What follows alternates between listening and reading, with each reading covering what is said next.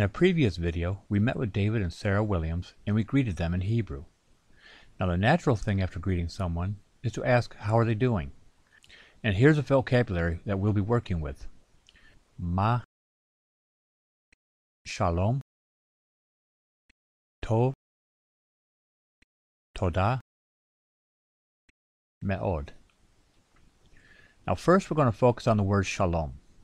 Now this word means both peace and welfare. So in Hebrew, when you ask how are you, you're basically asking how is your welfare or how are you getting along. So let's put these words together. Ma and shalom, ma shalom. But we need to know how is your welfare. How are you? And to do this, we need a suffix to indicate this. Again, if you remember what we learned about the masculine and feminine genders, then you'll know that there's going to be two suffixes in this case. When asking a man or male child how they are doing, we would use the masculine suffix cha, and we'd ask ma shlomcha. Now for a woman or a female child, we would use ech, ma shlomech.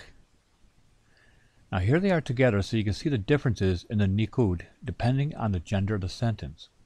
And have you also noticed the word shalom has been shortened in pronunciation to shlom? This makes it easier to pronounce when the suffix is added. For if you say ma shalom cha or ma shalom ech, it seems a little difficult to say, doesn't it? Now if you remember, Hebrew is not normally written with a nikud written in. So how are you in written form would look like this. So how would you know which ending to use? Again, you must pay attention to the context of the surrounding sentences or to whom the question is directed. That's important. So, how are you doing? How is your welfare?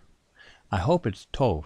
So to answer my question in Hebrew, you would use a shortened form of shalom, which is shlom, and then you add the suffix meaning my, which is e, shlomi. If I'm doing tov, I would say shlomi tov. I'm good and fine.